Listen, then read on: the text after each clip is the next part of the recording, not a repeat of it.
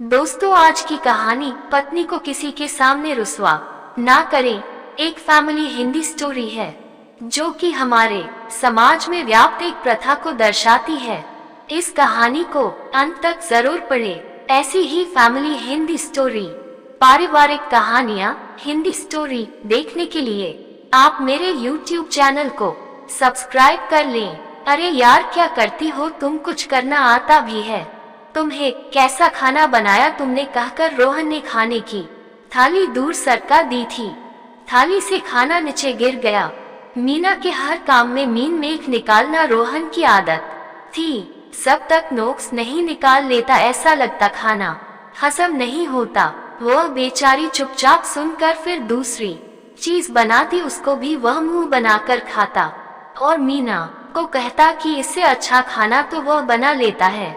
जानती हो, जब हॉस्टल में रहता था मेरे हाथों का बना हुआ खाना मेरे दोस्त चटखारे लेकर खाते थे। अगर मीना उसके कपड़े प्रेस करती तो वह कहता कि क्या तुमको तुम्हारे घर में काम करना नहीं सिखाया?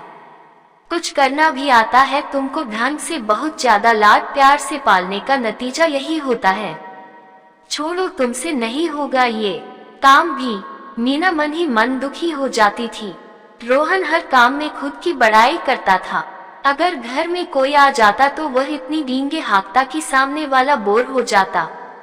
ऐसे ही एक बार रोहन का एक दोस्त कवि, जो दुबई रहता था, वह आया था। रोहन और वह दोनों बचपन के दोस्त थे।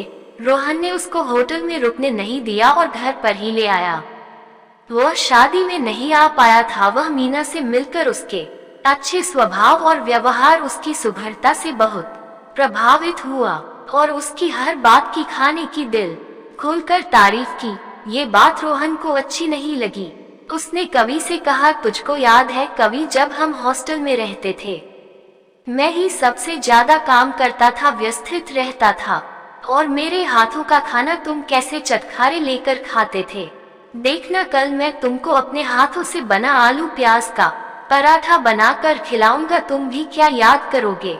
दूसरे दिन रोहन ने सुबह से ही किचन पर अपना कब्जा जमा लिया और मीना से बस ऊपरी काम करने को खान। मीना उसको समझाती रही पर वह कहाँ मानने वाला था।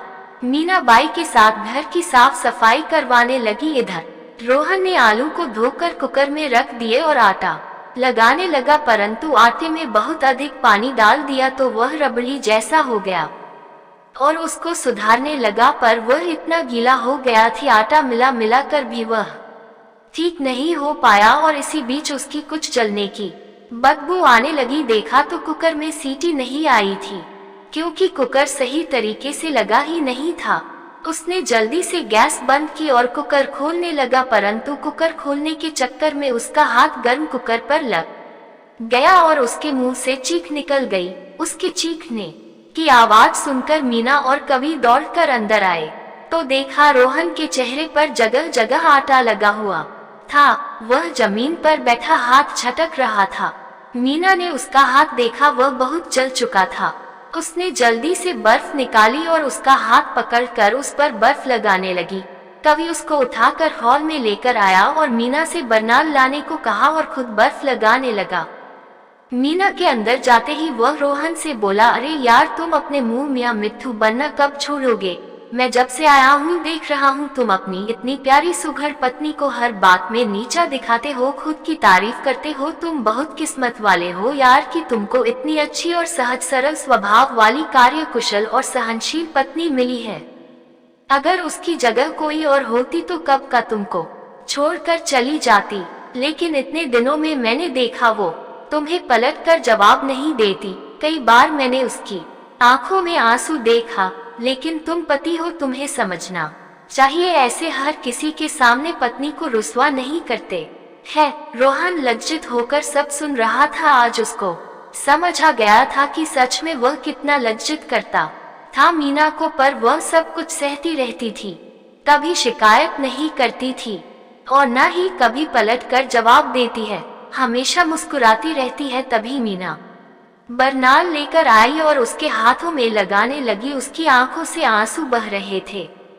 रोहन अपने एक हाथों से उसके आंसू पोंछने लगा और बोला, मीना मुझको माफ कर दो, मैंने हर वक्त तुम्हारा मजाक बनाया, न जगह देखी न वक्त, तुमको सबके बीच नीचा भी दिखाया, पर आज मुझको समझ आ गया कि मुझसे बड़ा मूर्ख कोई नहीं था।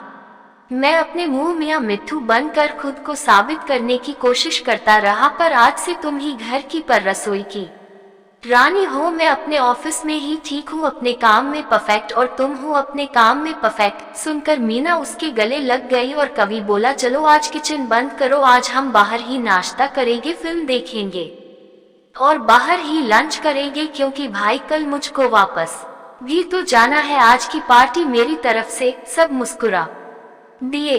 पूरे घर में रोशनी ही रोशनी बिखर गई।